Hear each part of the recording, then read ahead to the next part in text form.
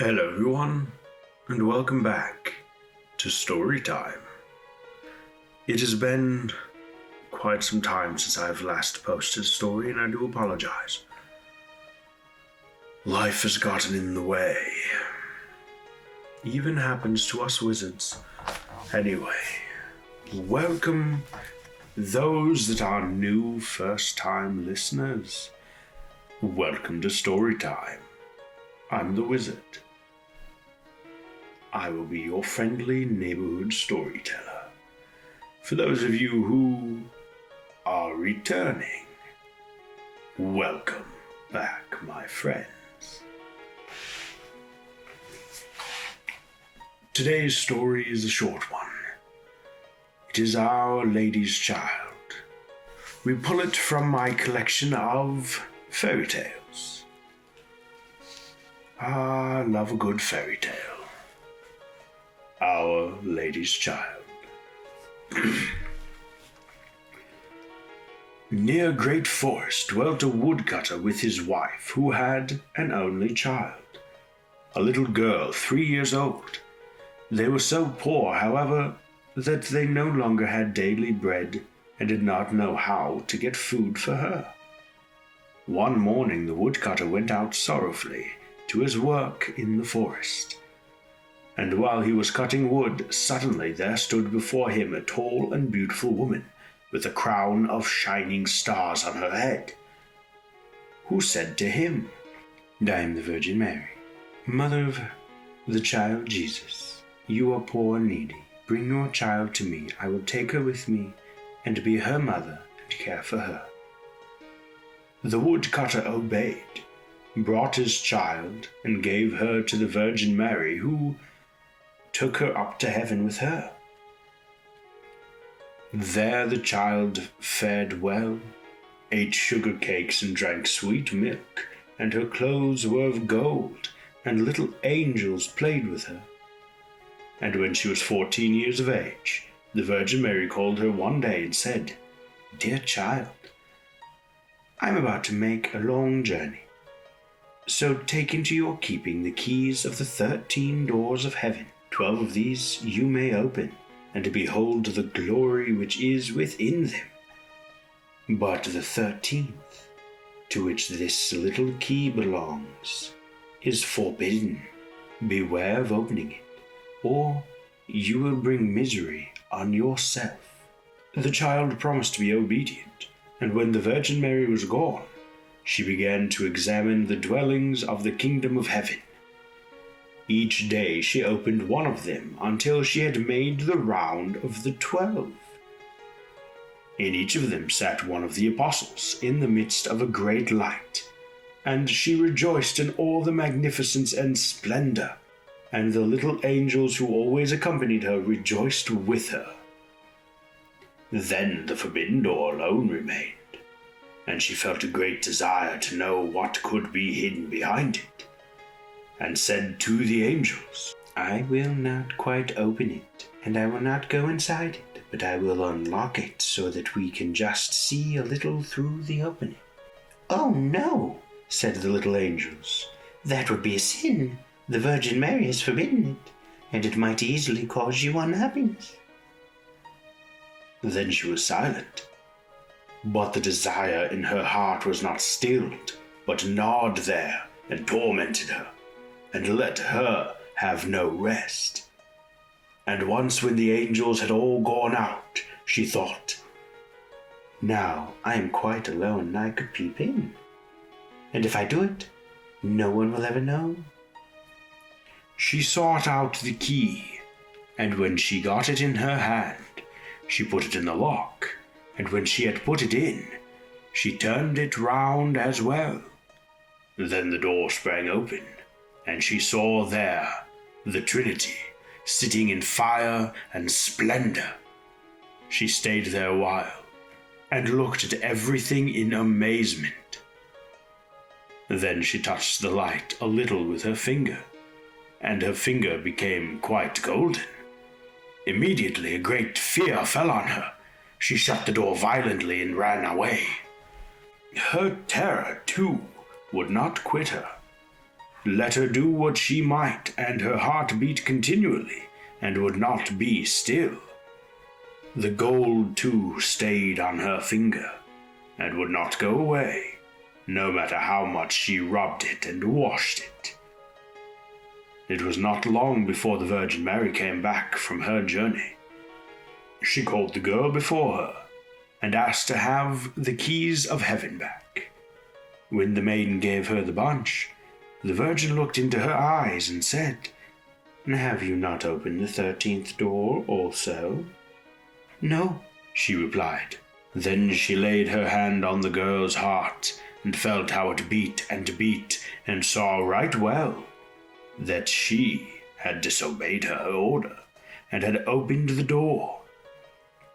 Then she said once again, "Are you certain that you have not done it?" "Yes," said the girl for the second time. Then she perceived the finger which had become golden from touching the fire of heaven, and saw well that the child had sinned, and said for the third time, "Have you not done it?" "No," said the girl for the third time. Then said the Virgin Mary, "You have not obeyed me, and besides that you have lied. You are no longer worthy to be in heaven." Then the girl fell into a deep sleep, and when she awoke, she lay on the earth below, and in the midst of the wilderness. She wanted to cry out, but she could bring forth no sound. She sprang up and wanted to run away, but wherever she turned herself, she was continually held back by thick hedges of thorns through which she could not break. She was imprisoned. There stood an old hollow tree, and this had to be her dwelling place. Into this she crept when night came, and here she slept. Here too she found a shelter from the storm and rain. But it was a miserable life, and bitterly did she weep when she remembered how happy she had been in heaven, and how the angels had played with her. Roots and wild berries were her only food, and for these she searched as far as she could go. In the autumn she picked up the fallen nuts, leaves, and carried them into the hole. The nuts were her food in winter, and when snow and ice came, she crept amongst the leaves like a poor little animal, that she might not freeze. Before long her clothes were all torn, and one bit of them after another fell off her. As soon, however, as the sun shone warm again, she went out and sat in front of the tree, and her long hair covered her on all sides like a mantle. Thus she sat year after year, and felt the pain and the misery of the world. One day, when the trees were once more clothed in fresh green, the king of the country was hunting in the forest, and followed a deer, and as it had fled into the thicket which shut in this part of the forest, he got off his horse, tore the bushes asunder, and cut himself a path with his sword. When he at last forced his way through, he saw a wonderfully beautiful maiden sitting under the tree, and she sat there and was entirely covered with her golden hair. He stood still and looked at her full of surprise, and then he spoke to her and said, "Who are you? Why are you sitting here in the wilderness?" But she gave no answer, for she could not open her mouth. The king continued, "Will you go with me to my castle?" Then she just nodded her head a little. The king took her in his arms, carried her to his horse, and rode home with her. And when he reached the royal castle, he caused her to be dressed in beautiful garments, and he gave her all things in abundance. Although she could not speak, she was still so beautiful and charming that he began to love her with all his heart. and it was not long before he married her. After a year or so had passed, the queen brought a son into the world. Thereupon the Virgin Mary appeared to her in the night when she lay in her bed alone, and said, "If you will tell the truth and confess that you did unlock the forbidden door, I will open your mouth and give you back your speech. But if you persevere in your sin and deny obstinately, I will take your newborn child away with me." Then the queen was permitted to answer, but she remained hard, and said, "No, I did not open the forbidden door." And the Virgin Mary took the newborn child from her arms and vanished with it. Next morning, when the child was not to be found, it was whispered among the people that the queen was a man-eater and had killed her own child. She heard all this and could say nothing to the contrary, but the king would not believe it, for he loved her so much.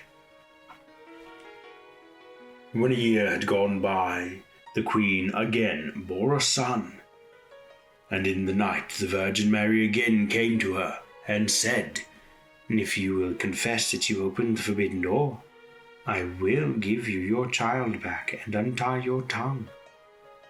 But if you continue in sin and deny it, I will take away with me this new child also."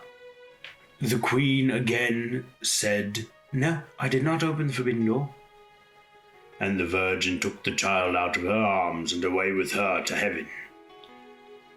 Next morning, when the child also had disappeared, the people declared quite loudly the queen had devoured it, and the king's counselors demanded that she should be brought to justice. The king, however, loved her so dearly that he would not believe it, and commanded the counselors under pain of death not to say any more about it.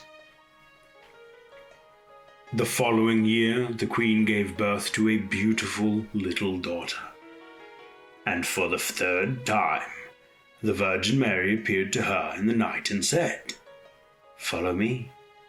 She took the queen by the hand and led her to heaven, and she showed her her two eldest children who smiled at her and were playing with the ball of the world. When the queen rejoiced at this, the Virgin Mary said, "Is your heart not yet softened? If you will own that you opened the forbidden door, I will give you back your two little sons." But for the third time the queen answered, "No, I did not open the forbidden door." Then the Virgin let her sink down to earth once more, and took from her likewise her third child. The next morning, when the loss was reported abroad, all the people cried loudly, "The queen is a man-eater. She must be judged." And the king was no longer able to restrain his counselors. Thereupon a trial was held, and she could not answer and defend herself. She was condemned to be burned alive.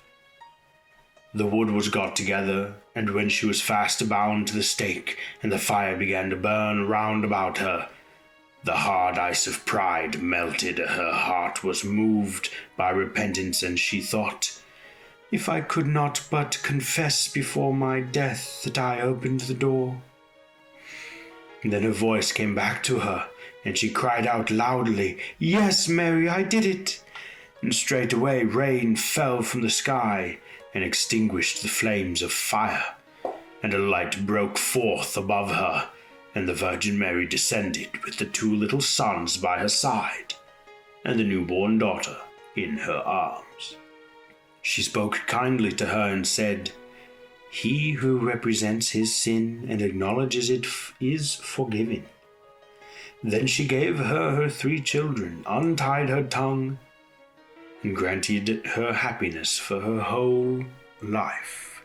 I hope you enjoyed this story, and I hope you tune in next week, where I will hopefully bring you yet another wonderful tale.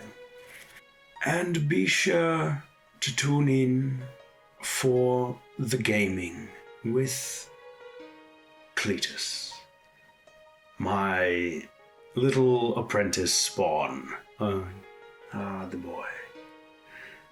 Every other week, we'll have a new episode with me and him playing a game. Be sure to tune in, my friends. There is more coming. That I promise you. I'm in the midst of working on a shop of sorts. As that progresses, you will be informed. Until next time, dear viewers, I've been your friendly neighborhood storyteller, the Wizard.